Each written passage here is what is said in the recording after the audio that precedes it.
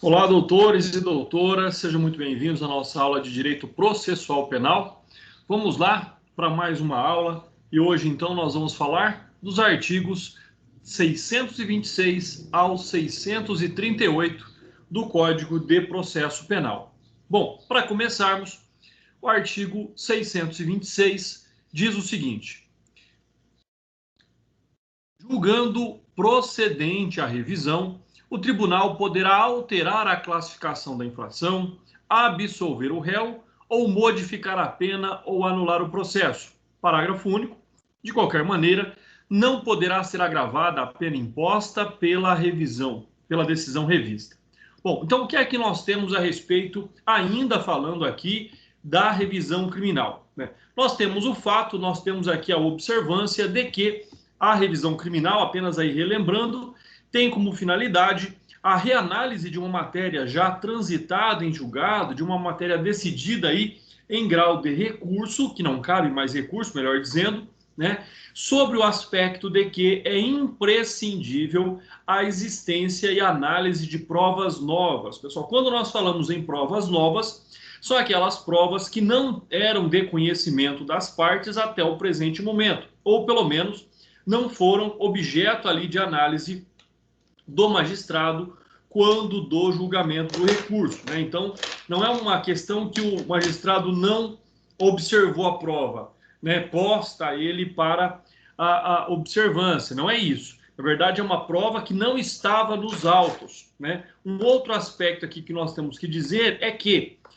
não pode aqui também, né, ser utilizada como critério ou objetivo indenizatório pelo erro do Estado aquela prova que já estava na posse do condenado, do sentenciado, mas em razão da sua própria torpeza não foi utilizada. Ela serve para a revisão criminal, mas ela não vai justificar futuramente uma indenização pelo erro do julgamento. E aqui o artigo 626, então, em espécie, ele vem dizer para nós, dizendo bem claro, que a finalidade da revisão criminal ela pode atingir três resultados diferentes, ou melhor, quatro resultados diferentes, mas três resultados benéficos. Então, quanto aos resultados benéficos, são a classificação da infração, então uma reclassificação. Depois nós podemos ter ali a absolvição do réu ou a modificação da pena ou até mesmo aí anular o processo. E nós sabemos que também é possível que ela não seja aceita, tá? Então aqui, ou nós temos uma nova classificação, ou nós temos uma absolvição do réu, ou modifica-se a pena ou anula-se o processo. Então são quatro hipóteses que podem surgir aí de forma benéfica ao réu, ao sentenciado, tá? Ao recorrente. Então, nós temos essas quatro hipóteses. Mas o mais importante aqui é a compreensão de que essas quatro hipóteses, né, elas sempre surgem em benefício do réu. E aí o parágrafo único ele nos traz uma garantia, ele nos traz uma segurança de que ela nunca poderá ser agravada, ou seja, a pena nunca poderá ser a decisão, né, nunca poderá ser reformada para agravar a situação do réu. Né? E aí, nós estamos falando aqui de situações bastante interessantes. Por quê? Porque quando nós temos a classificação da infração, na verdade, nós temos a desclassificação para um outro crime. Né? Quando nós temos a absolvição do réu,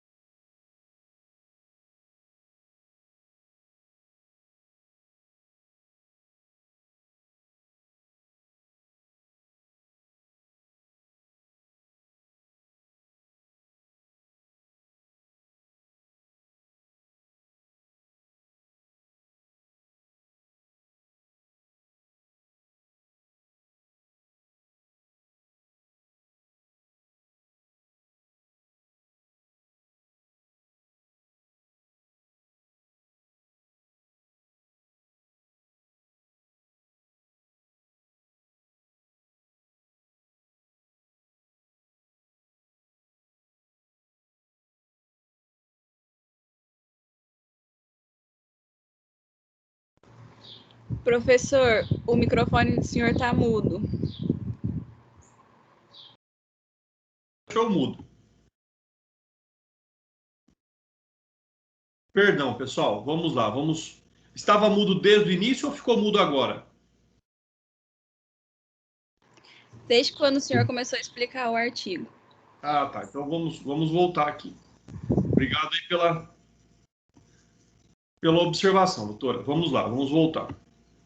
Então, vamos aqui fazer vamos voltar ao início. Primeiro, pessoal, quando nós observamos, então, o artigo 626, ele tem na sua redação quatro hipóteses de que podem ser resultantes da revisão criminal. Lembrando, né, que a revisão criminal tem como objetivo a reanálise de uma matéria já transitada em julgado. Isso nós já sabemos, sobre a apresentação de provas novas, de provas que não foram submetidas aí ao magistrado. Então esse é um primeiro aspecto. Sobre as hipóteses, nós temos lá, na verdade, a classificação, a alteração da classificação da infração. Então, na verdade, quando se fala em alteração da classificação da infração, nós temos, na verdade, uma desclassificação para um outro crime. Quando se fala sobre, ele vem num critério bastante importante, num critério bastante aí técnico e, logicamente, totalmente benéfico ao réu. Quando se fala em modificar a pena ou anular o processo, é onde nós temos uma referência, então, ao parágrafo único. Por quê?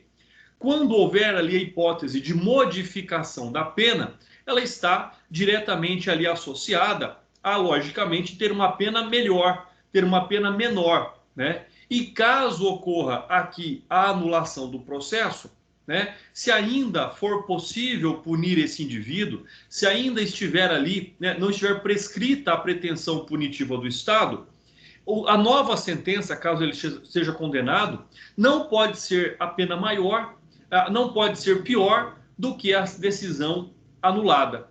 Então percebam essas hipóteses aqui que sempre devem acontecer na revisão criminal para benefício do réu. Nós nunca teremos aqui, em solução de revisão criminal, o agravamento da situação do indivíduo. Então, esse é um aspecto bastante relevante, ou seja, nós nunca temos aí de observar, nós nunca temos aí de criar situações para que possa o réu ser prejudicado em razão da sua revisão criminal, já que é um recurso extremamente defensivo, né? Particularmente, eu não compreendo a revisão criminal como um recurso, mas assim como o habeas corpus, ela é uma ação constitucional também, até porque ela visa a garantia de um direito fundamental, né?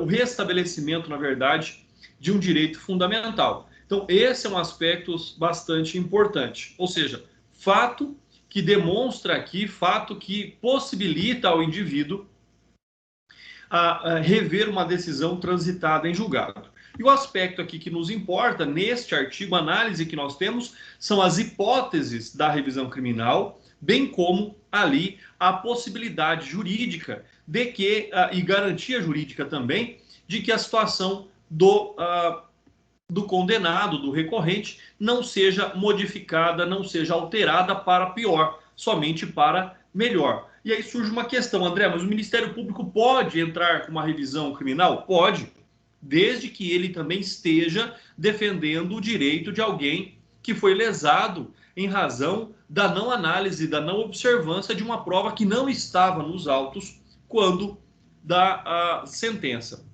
Bom, e aí, pessoal, nós temos aqui que fazer uma distinção bastante importante, que é o do juízo rescindente e do juízo rescisório. Quando nós tratamos aqui do juízo rescindente, olha, percebam, vamos aqui até tirar a marcação para que nós possamos fazer essa busca. Rescindente, pessoal, é rescisão. Na verdade, ele fala da desconstituição de uma decisão condenatória. Quando nós falamos em juízo, vamos até mudar a cor aqui. Quando nós falamos em juízo rescisório, né, a finalidade dele é a substituição de uma decisão por outra. Então, o que nós podemos pensar? Olha só, juízo rescindente, desconstituição de uma decisão condenatória. Juízo rescisório, aquele que substitui uma decisão condenatória por outra, ou de uma decisão por outra, independentemente se ela for, então, condenatória ou não. Então, esse é um aspecto aqui que nos cabe esta análise, essa distinção, até porque pode parecer igual, pode parecer sinônimo, mas não é. Rescindente, desconstituição de uma decisão condenatória. Rescisório, substituição por outra decisão. Então, olha só, quando ali o tribunal altera a classificação da infração ou absolve o réu, nós estamos diante de um juízo rescindente. Então, absolvição ou uma alteração da classificação, juízo rescindente. Ou seja, sempre aí uma decisão constitutiva. Agora, seguido aí de um juízo rescisório, meramente declaratório, porque ele vai fazer o quê? Ele vai declarar ali aquela situação. Agora, o que nós temos que observar sobre esse aspecto distintivo entre o juízo rescindente e o juízo rescisório? Ou seja, né, quando se modifica a pena, está proferindo-se apenas um juízo rescindente e um juízo rescisório constitutivo. Agora, qual que é a importância da alteração da pena? Quanto ao sistema de individualização previsto no Código Penal e legitimado, então, também pela Constituição Federal, nós temos que acreditar que se trata de uma outra sanção ao ser aplicada, o que leva ao tribunal, então, a proceder uma minuciosa revisão do procedimento da aplicação da pena, o que não pode ser considerado simplesmente declaratório. Declara-se a inocência, uma absolvição, bem como muda-se a classificação penal, mas fixando-se uma nova pena. Então, estamos diante aqui de uma situação complexa. Por quê? Porque nós estamos falando aqui do sistema trifásico da dosimetria da pena, né? Então, por fim, quando o tribunal anula a decisão, limita-se a proferir um novo juízo rescindente constitutivo, sem qualquer juízo rescisório. Então, percebam, rescindente mais uma vez, aquele que desconstitui uma decisão condenatória, seja para absolver, seja para alterar a pena. Juízo rescisório. Juízo rescisório é aquele que tem finalidade, então, qual? Vamos voltar ao artigo, né? Então, o que nós podemos aqui observar quanto ao juízo rescindente ou ao juízo rescisório? Rescindente, altera a classificação da infração ou absolve o réu. Rescisório, modifica-se a pena ou anula-se ao processo. Então, nós temos uma divisão, rescindente ou rescisório. É isso que diz para nós aqui a doutrina a respeito desta classificação. Liberação provisória do réu, pessoal. Aqui nós estamos falando de quê? Nós estamos falando de uma discussão, uma rediscussão de um caso transitado em julgado. Ou seja, nós estamos falando aqui da possibilidade jurídica de reanálise de uma decisão que não caberia mais recurso. E só cabe recurso, então, ou melhor dizendo, uma ação constitucional em razão de novas provas. Então, quando nós falamos em liberação provisória do réu, nós estamos diante de dois princípios do direito: o indúbio pro réu e o indúbio pro società. Nesse aspecto da ação revisional, da revisão criminal, aqui o ônus da prova cabe a quem alega. Ou seja, se a pessoa está entrando com uma ação para dizer que aquela decisão transitada em julgado não é justa e não está de acordo, né, com esta nova prova apresentada, na verdade, nós temos que observar então que não cabe aqui a hipótese de liberdade provisória do réu. Por quê? Porque ele está condenado e cabe a ele, então, provar que aquela decisão anterior foi uma decisão errônea, foi uma decisão injusta. Lógico que, para toda regra, existem as exceções. Excepcionalmente, vamos dar dois exemplos aí, um exemplo contemporâneo e um exemplo clássico. Excepcionalmente, nós temos, então, a possibilidade, sim, da liberdade provisória do réu. O exemplo contemporâneo seria, por exemplo, aí a Elisa Samúdio aparecer. Prova-se que ela apareceu. Por que eu vou manter alguém preso se o objeto, se a materialidade do delito ali está comprovado de que não aconteceu. Então aí caberia a liberação provisória do réu. E também um exemplo clássico que eu falo, aí retrocedendo ao tempo, é o caso dos irmãos Naves, né, lá de Minas Gerais. Ou seja, onde foram condenados, né, na época lá era possível, foram condenados em 3 julgamentos pelo Tribunal do Júri, né, porque nos 2 primeiros eles foram absolvidos, no terceiro eles foram condenados pela morte de um parceiro de comércio. E aí depois descobriu-se que esse parceiro de comércio estava vivo. Então, ou seja, este é um caso onde é possível aqui a liberação provisória do réu. Pessoal, aproveitando aqui o ensejo, né, eu já encaminhei no grupo dos representantes um livro e o link do filme, né, dos Irmãos Naves. E o trabalho bimestral de vocês será com base, né, nessa história. Vocês podem tanto ler o livro, vocês podem tanto ver o filme, que eu encaminhei já o link lá no grupo dos representantes. Então a representante de sala já tem acesso aí ao link e ao livro, tá? E nessa próxima semana eu vou encaminhar para vocês o link do trabalho referente aí a esse bimestre que trata dos Irmãos Naves, tá? E logicamente sobre o filme ou o livro eu vou fazer questionamentos para que vocês possam aí estar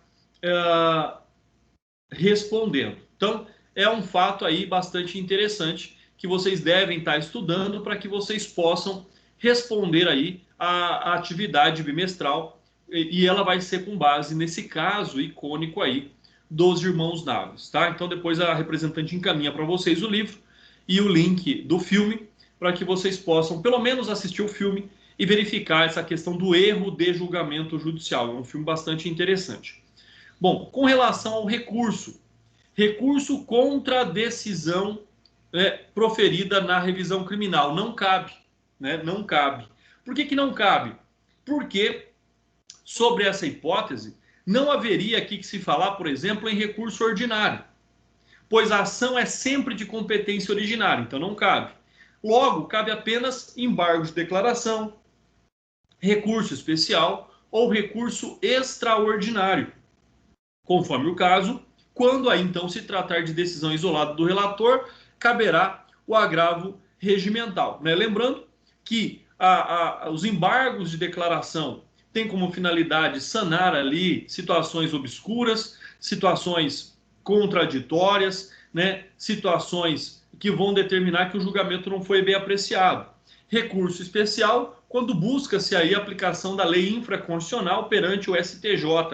O recurso extraordinário, né, endereçado ao STF, ele tem como finalidade, né, a harmonização tanto da jurisprudência quanto da aplicação da lei, né, e ele é dirigido aqui ao STF, e aqui o recurso especial ao STJ. Então, fica aí alguns critérios. Em tese, não cabe recurso ordinário, mas é possível embargo de declaração, recurso especial, recurso extraordinário e, em caso de decisão monocrática do relator, o agravo regimental nos termos do regimento interno dos tribunais.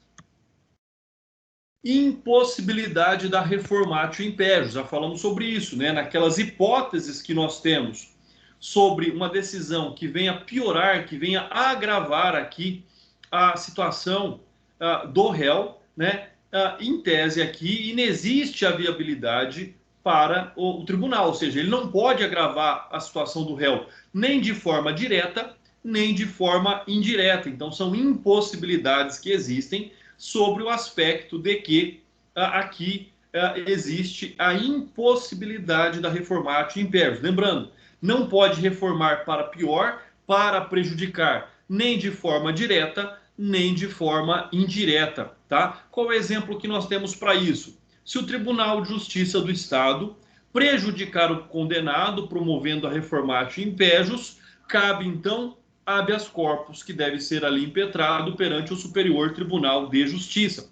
Quando nós falamos direta ou indireta, imaginem que ela, por exemplo, não compreende que de fato o julgamento está correto, mas modifica o regime de cumprimento da pena para pior, sai lá do semiaberto para o fechado. Essa é uma reformatio, né, direta. A reformatio indireta, ela ocorre em situações de que o réu não tem ali um prejuízo efetivo e imediato, mas pode-se perceber ali que o erro continua prevalecendo, né? Quando, por exemplo, se altera de um crime para outro, quando a prova era para absolvição. E aí nós temos ela de forma, então, indireta.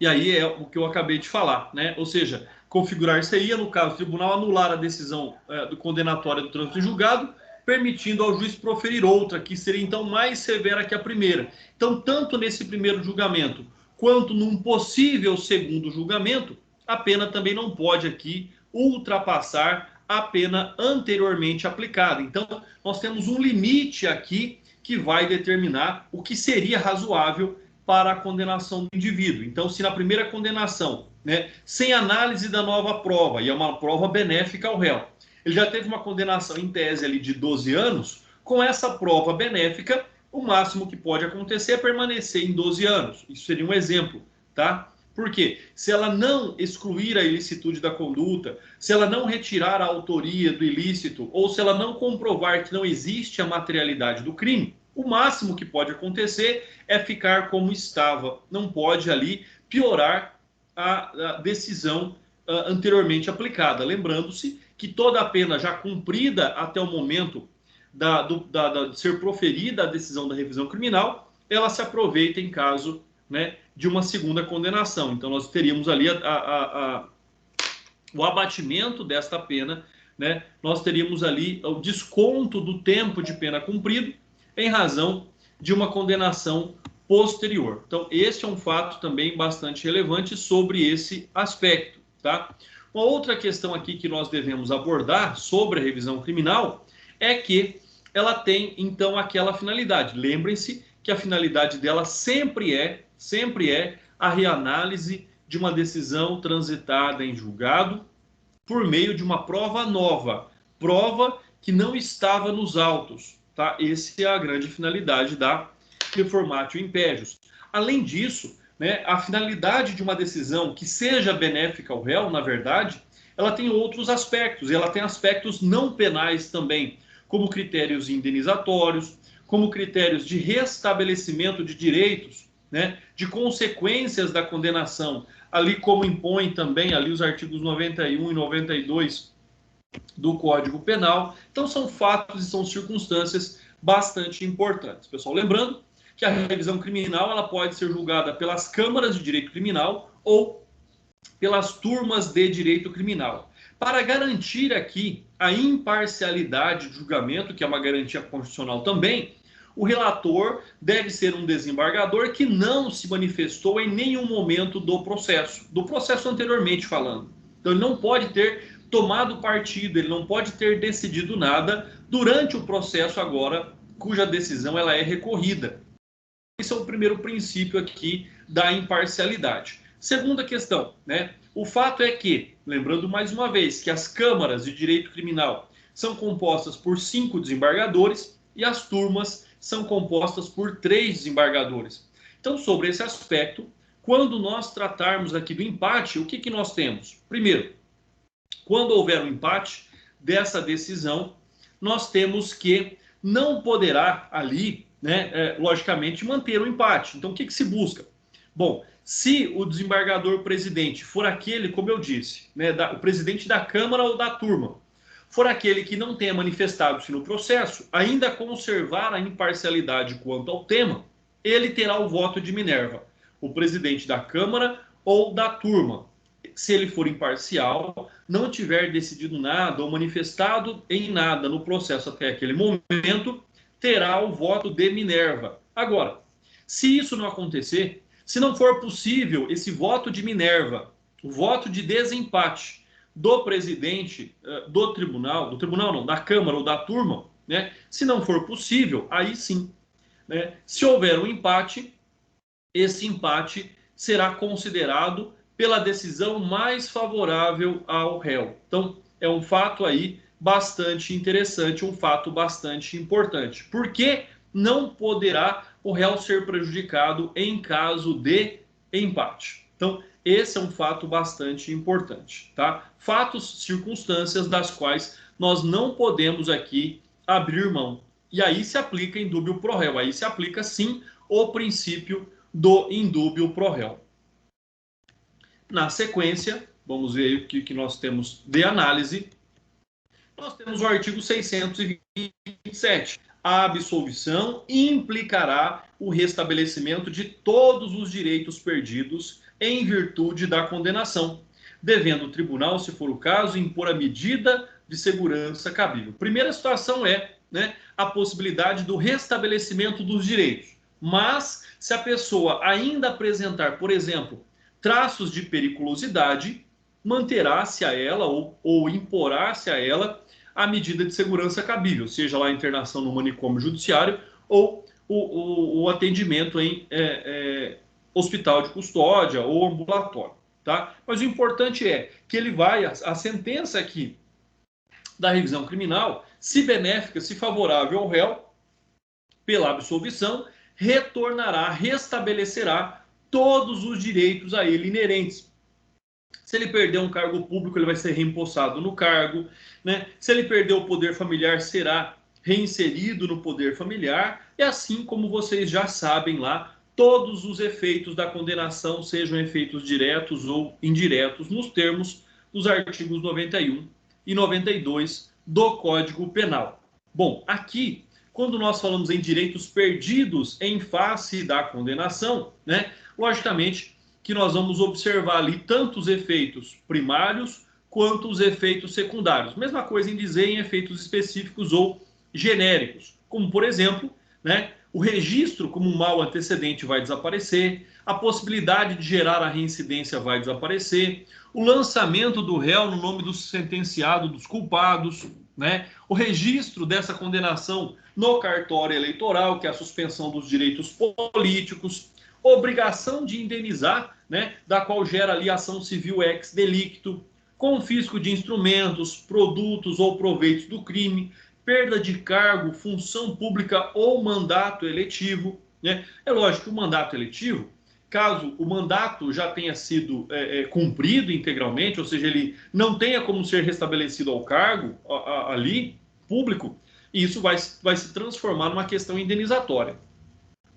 Incapacidade para exercício do poder familiar, tutela, curatela, situações como a inabilitação para dirigir veículo, além de suspensão de direitos políticos. Enfim, tudo aquilo que ele perde em razão da condenação será ele restabelecido. E caso ele tenha pago indenização, né, por em tese ter causado danos pela prática do ilícito, ele vai ter que buscar as medidas cabíveis aí na esfera civil, né, para cobrar de volta esse valor pago. Então, todos aqueles direitos perdidos ou suspensos deverão ser restabelecidos. Quando não possível o restabelecimento, transforma-se então, né, essa hipótese em perdas e danos, em indenização.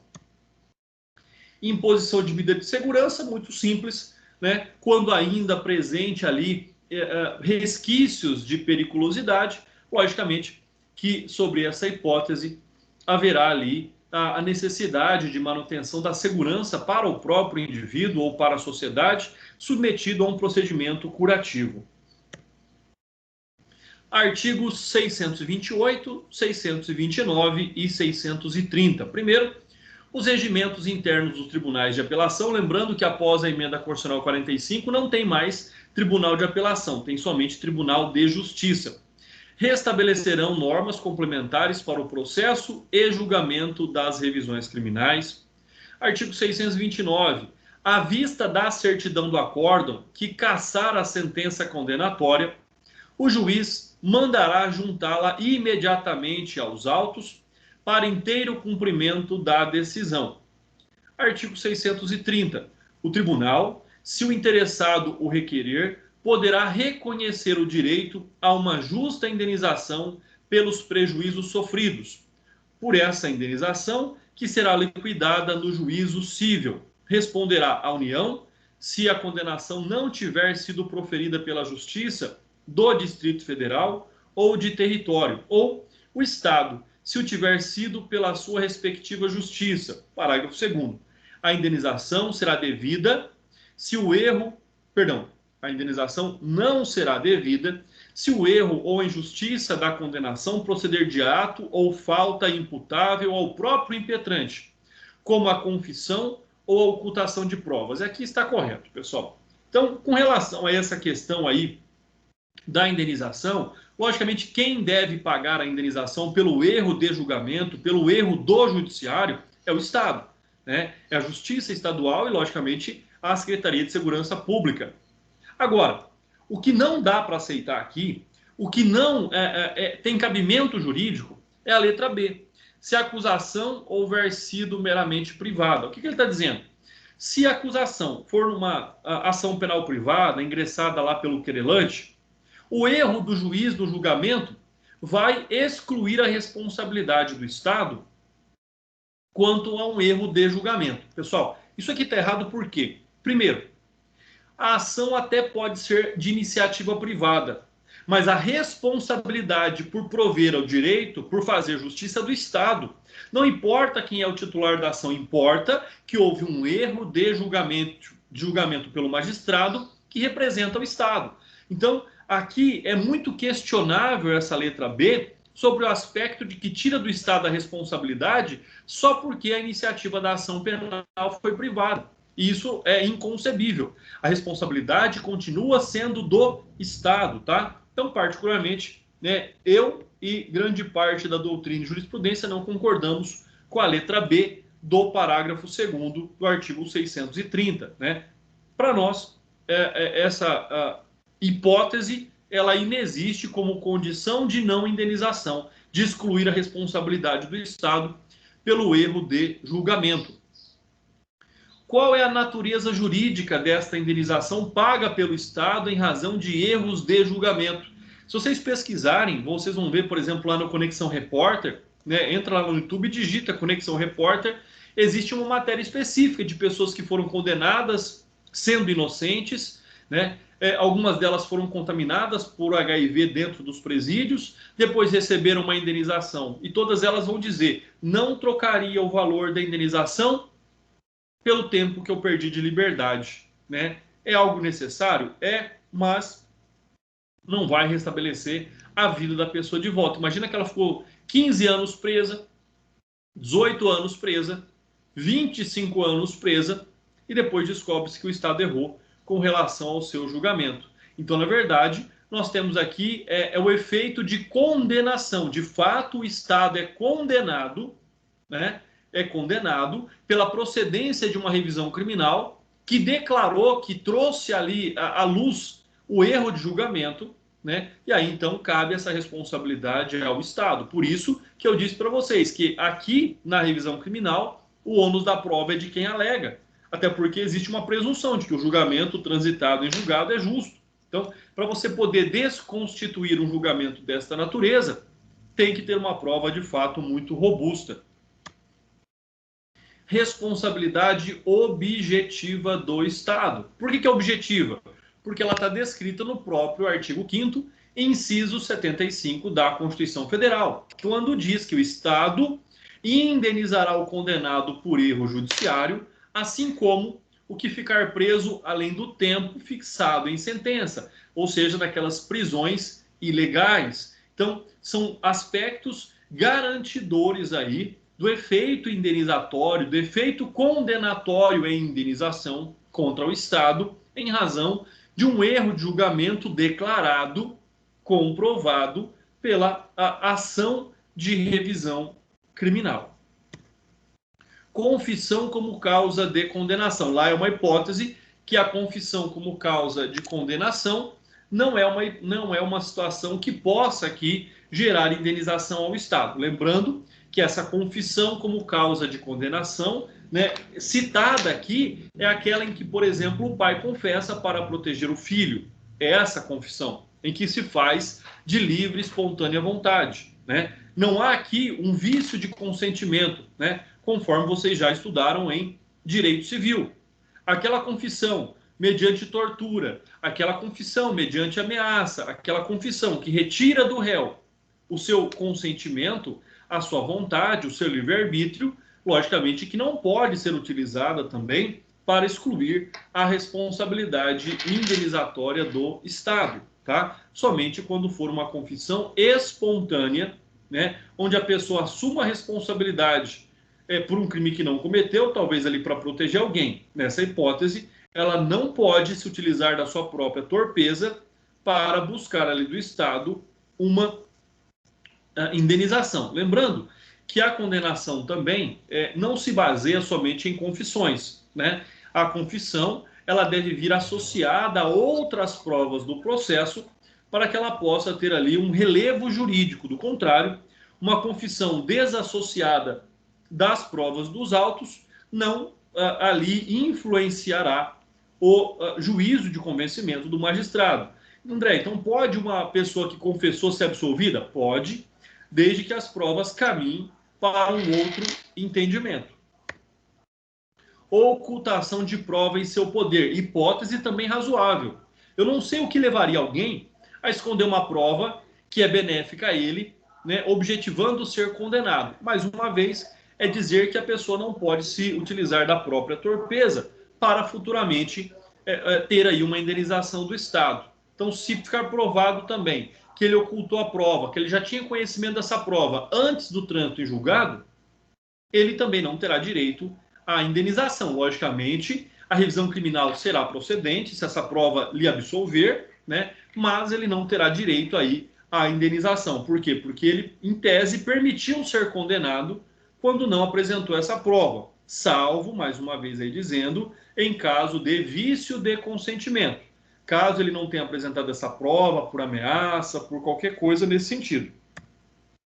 E a acusação privada, que é onde eu disse uma total incoerência do Estado, né? A própria doutrina vem dizer que essa posição do Código ela é bastante esdrúxula, pois mesmo queixa-crime é o Estado que a recebe e, condenando, comete o erro judiciário, pouco importando a titularidade da ação. Não pode prevalecer perante as regras constitucionais sobre a responsabilidade objetiva do Estado, que é obrigado a indenizar por erro judiciário, independentemente da titularidade da ação. Até porque, quando nós lemos agora há pouco o inciso 75 do artigo 5º da Constituição, ele não faz nenhuma ressalva lá quem é o titular da ação. Ele apenas cita que, em caso de erro do Estado, prevê então a responsabilidade objetiva em indenizar erros de julgamento do Poder Judiciário em qualquer das suas esferas. Previsão constitucional, nós já vimos aí, né? Está lá no artigo 5º, inciso 75. Já falamos sobre esse tópico. Artigo 631.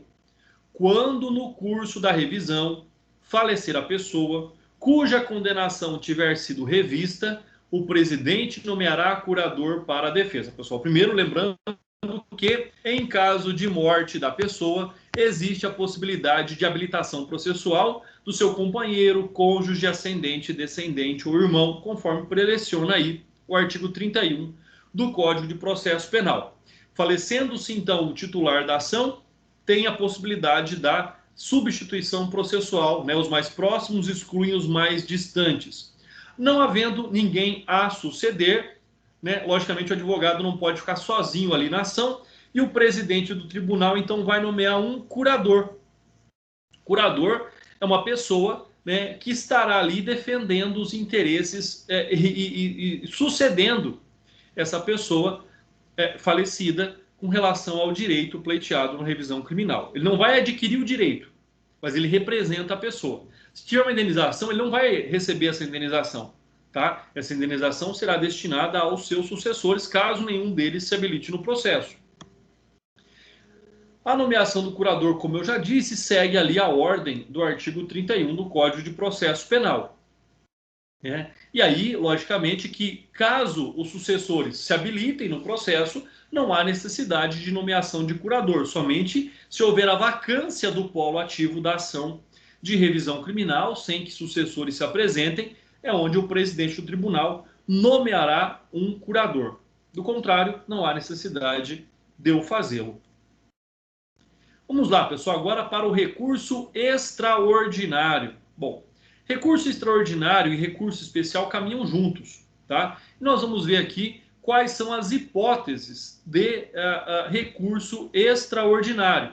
A hipótese é a harmonia da aplicação da legislação infraconstitucional em face da própria Constituição. Ou seja, não pode o julgador interpretar a legislação infraconstitucional contrariando os preceitos constitucionais. Quais são essas hipóteses? Primeira hipótese, decisão que contraria dispositivo constitucional. Segunda hipótese, decisão que declara a inconstitucionalidade de tratado ou de lei federal. Terceira hipótese, decisão que julga válida lei ou ato de governo local contestado em face da Constituição. Quarta hipótese, decisão que julga válida lei local contestada em face de lei federal. Então percebam, nós temos tanto ali a contrariedade da lei infraconstitucional para com a Constituição, da lei infraconstitucional para com lei ou ato de governo local, ou de lei municipal para com ato de lei federal, tá? Então, nós temos essas 4 hipóteses, das quais cabem aqui recurso extraordinário. Mais uma vez, decisão que contraria dispositivo constitucional, decisão que declara a inconstitucionalidade de tratado ou de lei federal, decisão que julga válida lei ou ato de governo local contestado em face da Constituição, ou decisão que julga válida lei local contestada em face de lei federal. Todas essas possibilidades previstas ali no artigo 102, inciso 3 da Constituição Federal, pessoal. Então, aquilo que nós estamos diante aqui é, na verdade, a harmonia da aplicação da legislação infraconstitucional. Essa é a finalidade maior do recurso extraordinário, garantir que a aplicação da lei infraconstitucional esteja em harmonia com a Constituição Federal. Aí você vai perguntar, André, mas não é só entrar com uma ação direta de inconstitucionalidade? Pessoal, a lei não é inconstitucional. A lei aqui que nós estamos tratando, ela é analisada, ela é interpretada contrário aos ditames constitucionais. Então, não é uma hipótese de ação direta de inconstitucionalidade, né? Pelo contrário, nós vimos aqui que quando uma decisão que declara inconstitucional um tratado ou lei constitucional, e essa ADI for errônea, cabe recurso extraordinário contra uma ação direta de inconstitucionalidade.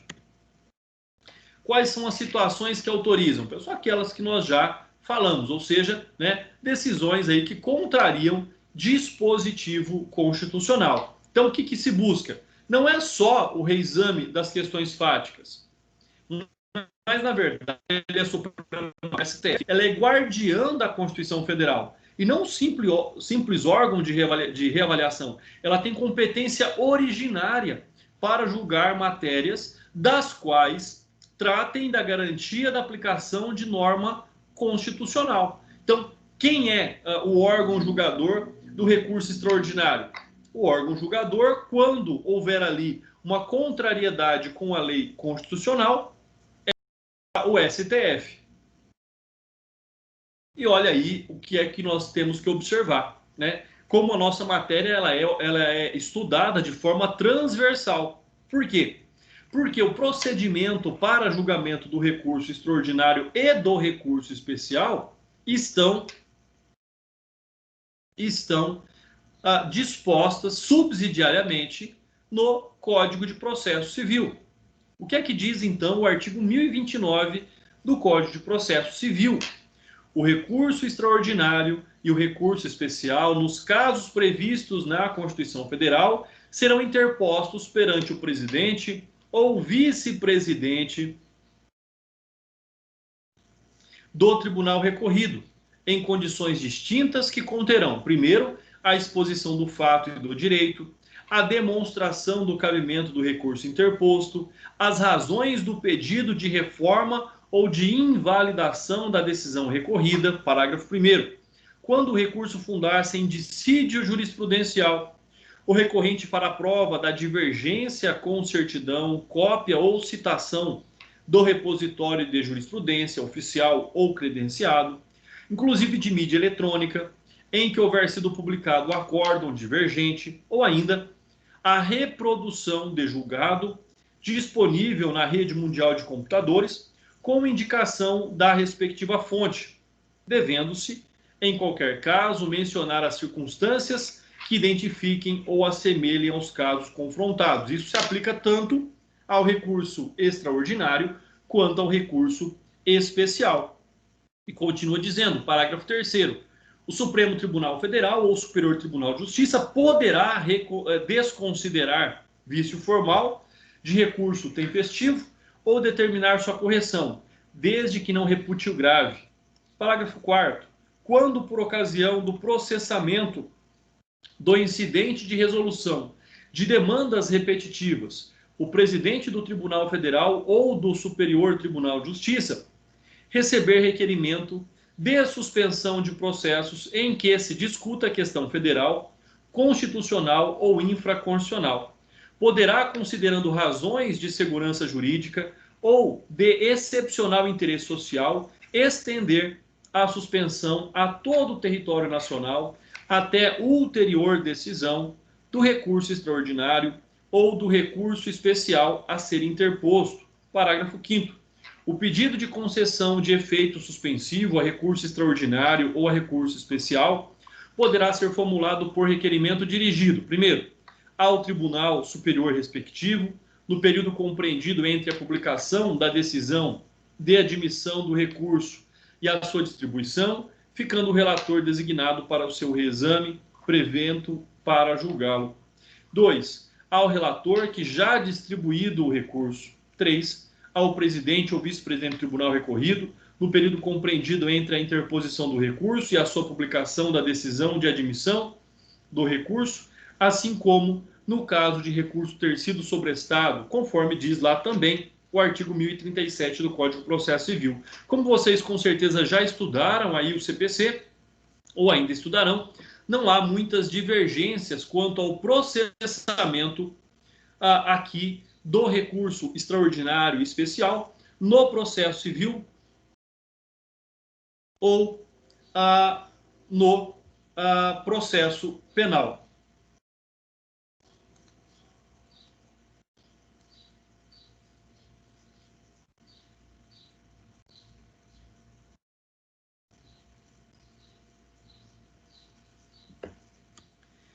Bom, pessoal, um outro aspecto aqui que deve ser analisado é que repercussão geral da questão constitucional.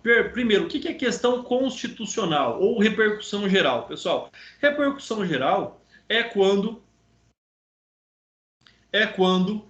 existe ali já a hipótese de que aquelas ações generalizadas precisam ser utilizadas sobre o aspecto, né, de pacificação de um caso concreto.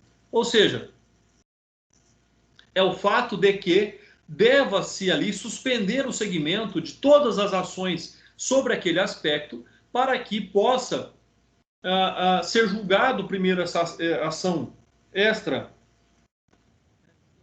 recurso extraordinário, para depois voltar ali a correr aquelas ações que são conhecidas como ações de repercussão geral.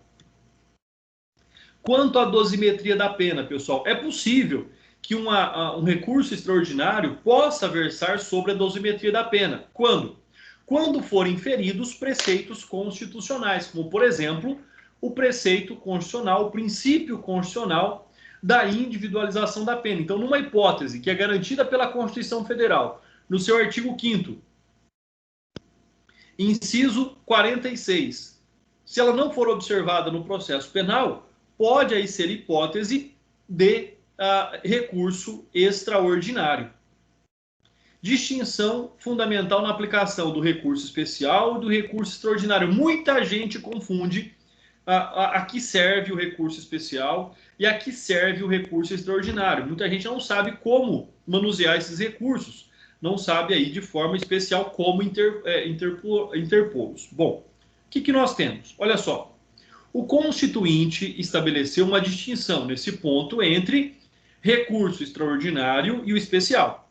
Para o primeiro, ou seja, para o recurso extraordinário, não é necessário que tenha sido a decisão proferida por um tribunal, ao passo que para o acesso ao STJ é indispensável. Então, olha só, recurso especial e recurso extraordinário. Para o primeiro é quem? Recurso especial. Tá? Não é necessário que tenha sido proferido por um tribunal para que eles tenham acesso ao STJ. Para, no caso da interposição do recurso extraordinário, é contra a decisão, é um recurso contra a decisão de um tribunal. Essa é a básica objeção quanto a este fato. Uma exceção a essa regra é com relação às decisões do juizado especial criminal, seja ele estadual ou federal. Tá? Por quê? Porque o recurso extraordinário vai para o STF e não para o STJ. Tá? Então, essa é uma situação bastante importante. Por quê, pessoal? Porque, olha só, o recurso especial, o juizado especial criminal, ele tem como órgão superior de julgamento o colégio recursal, que é por juízes de primeira instância que se reúnem para julgamento de recursos. Tá? Então, ou seja, não tem como encaminhar para o colégio recursal. Nesse caso, ele deve ser encaminhado ao STF, já que é uma decisão aí de uma observação bastante importante sobre os julgamentos do juizado especial criminal. Reexame da matéria de fato, pessoal, em tese é inadmissível, tanto para o recurso extraordinário quanto para o recurso especial. Por que ela é inadmissível? E eu digo em tese, tá?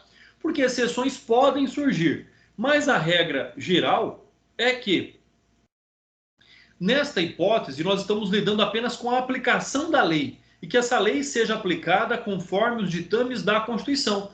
Então, tanto a súmula 279 do STF quanto a súmula 7 do STJ tratam deste assunto, ou seja, para simples reexame de prova não cabe recurso extraordinário. Para pretensão de simples reexame de prova, não enseja recurso especial. Recurso extraordinário cabível ao STF, recurso especial cabível ao STJ, né? E os dois tratam de matérias aí semelhantes. Prazo e forma para interposição dos recursos especial e extraordinário. Pessoal, o prazo é comum, 15 dias, contado da data da intimação do acórdão, devendo ser interposto perante o presidente do Tribunal Estadual ou Regional recorrido. Cada um deles deve estar em petição separada, contendo a exposição do fato e do direito, a demonstração do cabimento do recurso interposto e as razões do pedido de reforma da decisão recorrida. O mesmo prazo de 15 dias será concedido à parte contrária para apresentar contrarrazões. E segue-se a regra que nós já vimos do artigo 1029 do Código de Processo Civil para o processamento e julgamento tanto do recurso especial como do recurso extraordinário. Então, nós podemos dizer que nesta hipótese aplica-se subsidiariamente o CPC ao CPP, tá? Prazo comum de 15 dias. Lembrando, né, que o recurso especial é encaminhado, os dois são encaminhados para o tribunal recorrido, esse será encaminhado ao STJ para julgamento e o extraordinário será encaminhado ao STF para julgamento. Primeiro se aguarda o julgamento do recurso especial, não sendo ele provido, aí julga-se o recurso extraordinário perante o STF. Pré-questionamento, pessoal. Pré-questionar é questionar anteriormente. Então, esta matéria de ordem constitucional, que não foi ali, né, harmonizada com a aplicação da norma infraconstitucional, ela deve ser pré-questionada, ela deve ser posta sobre análise do julgador, do tribunal, por exemplo, lá quando do acórdão. André, mas eu esqueci de fazer o pré-questionamento durante o processo. Quando eu posso ainda fazer? Você ainda pode utilizar, por exemplo, o recurso, os embargos de declaração, ainda pode se utilizar os embargos de declaração para pré-questionar matéria de ordem constitucional que vai dar o ensejo, que vai ser ali o objetivo para a interposição, tanto de matéria em recurso especial, como em recurso extraordinário, pessoal. E para isso, nós temos a súmula 282 do STF. É inadmissível o recurso extraordinário quando não ventilada na decisão recorrida questão federal suscitada, ou seja, o pré-questionamento. O juiz não vai ventilar isso automaticamente.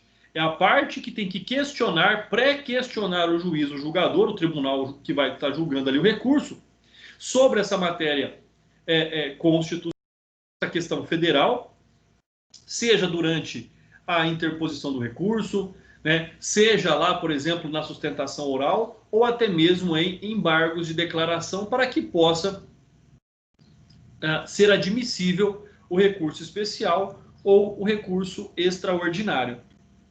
Confronto entre o recurso ordinário e o especial e o extraordinário, né? Então nós temos aí recurso ordinário, recurso especial e recurso extraordinário. O recurso especial e o extraordinário nós já acabamos de falar, né? Cabe aqui apenas compreensão do que é o recurso ordinário. Ou seja, aqui o recurso especial e o extraordinário, eles estão sujeitos ao juízo de admissibilidade. Olha só, recurso especial e recurso extraordinário estão sujeitos ao juízo de admissibilidade.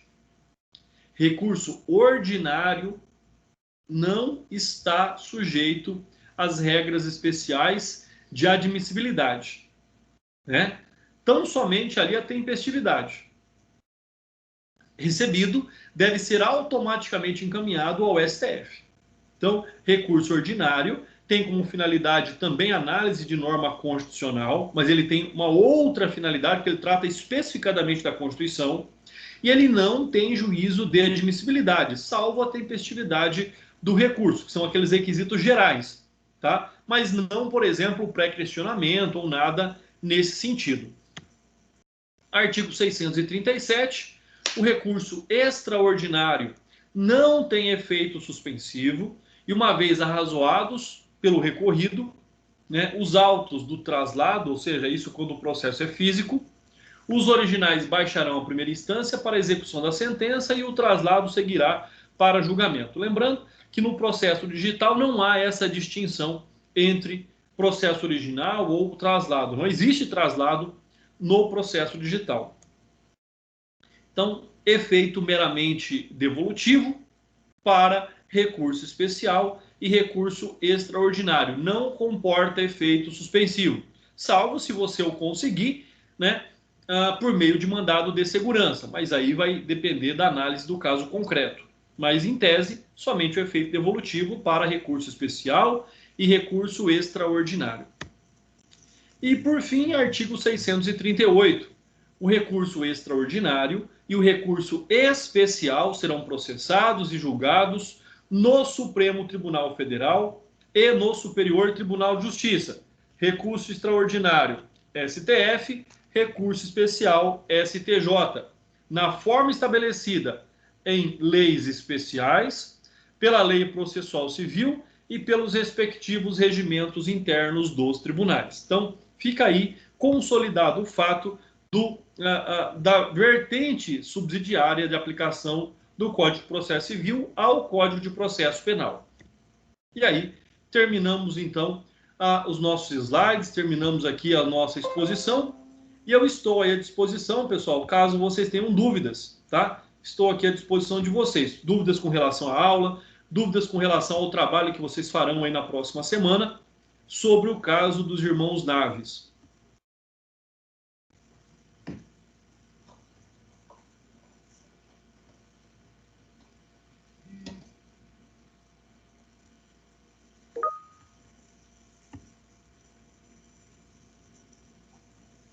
Pessoal, muito obrigado então pela presença de vocês. Os alunos já estão manifestando aqui que não estão com dúvidas, tá? Caso tenham dúvidas, pode aí a representante de sala entrar em contato comigo que eu vou esclarecendo conforme elas vão surgindo, tá? Pessoal, forte abraço, uma excelente semana a todos, né? Fiquem atentos às atividades de medicina legal, pessoal. As atividades estão ficando com 7 dias úteis abertas para vocês fazerem. Fechou? não há possibilidade de fazer, tá bom? Fiquem atentos às atividades de medicina legal também, só aí fica a dica.